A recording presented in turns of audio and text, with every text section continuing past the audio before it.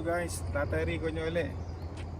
Guys, itong mga trees na to, sakura trees ito, during cherry blossoms, lahat ng mga trees na ito ay mamumulaklak. Ang gaganda ng mga bulaklak na lalabas dyan. Ngayon, taglagas ngayon, fall ngayon, medyo mawawala yung mga leaves. Kaya ayan, talagang skeleton yan during this time. Hanggang winter, wala talaga yan. Yung magiging bulaklak niyan ay snow. Ito, dito truck na mag-maintain ng park. Tamo, talagang meron silang taga-maintain. Tapos itong mga sakura trees na to, pagdating ng mga March, April, puro flowers na yan. Pare-pareho ang taas niya, talagang yan sa ganilang kurtihan yan. Masarap sa tingnan sa mata, nakaka-enjoy, and then yung fresh air na nasasagap mo rito. Kaya kung mapupunan nyo, marami rin naglalakad-lakad. Ako medyo lakad pang lakad APJ. hindi lakad pang matanda. Handaan-handaan lang ako, baka mamaya matikwas yung joints ko. Kaya relax lang ako. Medyo late na nga kami pumasyal dito. Siguro mga 10 o'clock na ngayon. Pero hindi mo ramdam yung init ng araw.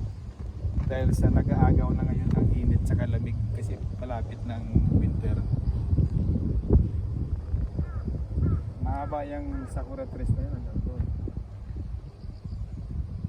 Areglado sila lahat dyan. Hindi naman sa parang nakakaingit lang na noong unang panahon, nung maliliit pa kami noong 1960s, tayo pa nga itong tumutulong sa Japan noon eh. Ayan na nga sinasabi ko na noong unang panahon, nung maayos pang pamamalakad ng gobyerno, I don't know, during magsaysay kay President Marcos, talagang maayos ang Pilipinas, nirerespeto, pinikilala sa buong mundo na maayos tayong bansa. At tumutulong tayo sa Japan noon. Napupuna ko noon yung Roas Boulevard na yan. Parang ang nagpumupunta dito sa Pilipinas noon para magtrabaho mag-hostess sa Pilipinas, mga Japanese girls, geisha girls yan. Tapos makikita mo minsan kasama sa nag-asfalto ng kalye, mga Hapon eh. Parang Saudi na papunta sila sa Pilipinas para kumita noon, para mag-construction sa Pilipinas.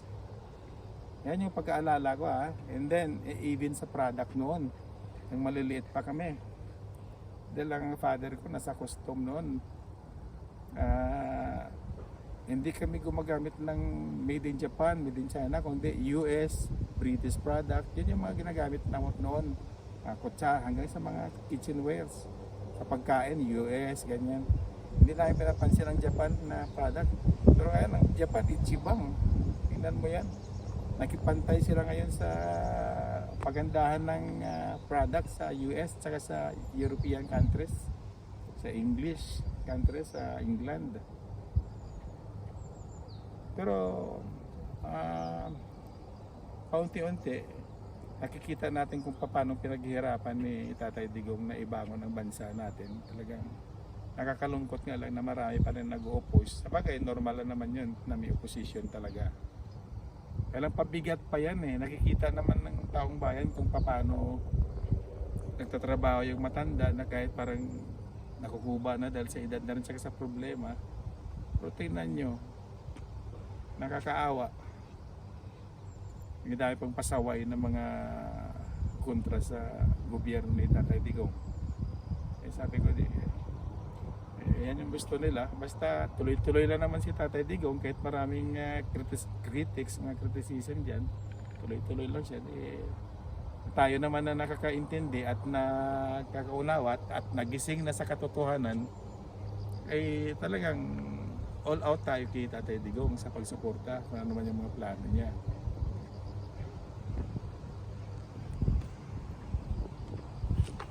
1/4 man lang ng buhay ng Japan, kahit 1/4 man lang makuha natin Kasi sa totoo lang, all year through may product tayo eh. Wala tayong winter eh. Wala tayong gutom sa totoo lang eh. Hindi tayo kakapusin sa kahit anong pananim, magmula sa palay hanggang sa prutas. Dahil buong taon may production tayo eh. Dito sa Japan, pagdating ng November, December, taglamig na, wala nang production ng pagkain dito eh. Bakit nabubuhay sila? Dahil sa walang corruption. Walang hoarding, walang ng mga products. Ewan ko. Habang nagkakaedad ka, naiintindihan mo yung totoong buhay eh. Kaya ako'y nangangarap pa rin para sa bayan ko. Sana, hindi naman natin mabibigla yan eh. Hindi yung puro kontra tayo dyan. Huwag na tayo sumabit sa balikat nung presidente natin para ibaba siya. Tulungan na lang natin itaas siya para ano pa bang ambisyon ni President Duterte? Magpayaman, magpapugi. Wala nang ambisyon yung matandang yan eh, kundi para sa bayan niya eh. Pero andyan pa rin siya. Kaya ako naniniwala na makakabangon tayo ng gusto talaga. Basta magsama-sama tayo mga Pilipino, anumang kulay meron ka. Gumising na rin tayo na mismo lahat magtulong-tulong at ibangon yung bansa natin. Wala nang kulay-kulay, wala nang pula, wala nang yellow, wala nang kung ano-anong kulay dyan. Magsama-sama para iayos ang bayan natin. Tsaka yun, kung sino yung dapat parusahan kurap dyan, ikulong, ibitay kung pwede. Kaya sa Pilipinas, sumusunod tayo sa proseso. May proseso ang justice natin. Kaya meron ding iba dyan na kontra, naiinip, gusto agad-agad. Hindi naman ganun eh.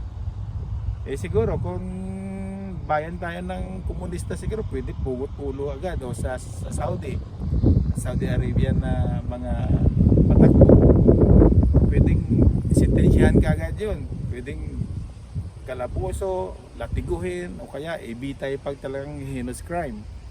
Sa Pilipinas hindi eh. Sabi nga ng presidente noon ng Singapore ang Pilipinas kasi nawala yung disiplina, nasobra naman ng freedom, kaya bumagal ang asenso. Yan yung mga pagkakaiba sa mentalidad ng presidente din natin noon ng dating presidente doon sa Singapore. Kaya ang bilis ng pag-akyat ng economy nila, ng progression ng bayan nila. Sa atin, gustong-gusto ni Tatay Digong na iayos bayan natin daming kontra dyan nasobrahan lang tayo ng freedom. Kaya disiplina wala. Kaya para akong nagsisirmo umagang-umaga. Anyway guys, nilalabas ko lang yung nararamdaman ko para sa bayan natin. Once again po, Tatay Rico niya ng Father and Sons. Huwag niyo kalimutan na i-subscribe ang channel ko. Ayan, vlogging, singing, yan pa rin ang buhay ng Tatay Rico niyo. Subscribe yung channel ko, Rico Suliman / Father and Sons. Tapos hit nyo ang bell button para ma-notify kayo sa next uploads ko or next video ko. Tapos yung bell, yung all, doon kayo magpumindot, pwede kayong mag-comment doon sa baba. So hanggang dito lang guys, at see you again. If safe, peace, God bless.